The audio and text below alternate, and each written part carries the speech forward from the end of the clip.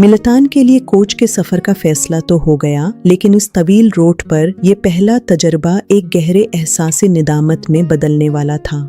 سفر شروع ہوتے ہی بچی نے رونا شروع کیا تو ماں نے حل یہ نکالا کہ موبائل پر انڈین گانوں کی لمبی لسٹ لگا کر بچی کے ہاتھ میں تھما دی۔ دل چاہ رہا تھا کہ بچی سے موبائل چھین لوں۔ ایک زمانہ تھا جب مائیں اور دادیاں لوریوں اور کہانیوں سے اخلاقی تربیت کیا کرتی تھیں۔ میں قرآن پڑھنے میں دھیان لگانے کی کوشش کر رہا تھا، مگر موبائل کی آواز آڑے آ رہی تھی۔ بالا آخر ہمت کر کے آواز کم کرنے کی درخواست کی۔ افسوس تو تب ہوا جب موبائل بند کرنے کی وجہ سکون نہیں، بلکہ دادا کے فون کے لیے بیٹری بچانا ٹھہری۔ کیا تربیت کا معیار یہی رہ گیا ہے؟ یہ نسل ایسے ہی نہیں بگڑی، اس نسل کی ماں بگڑ گئی ہے۔ آج کی ماں نے آسان حل تو نکالا، پر اسے ادراک نہیں کہ وہ اولاد کی رگوں میں کیسا زہر گھول رہی ہے۔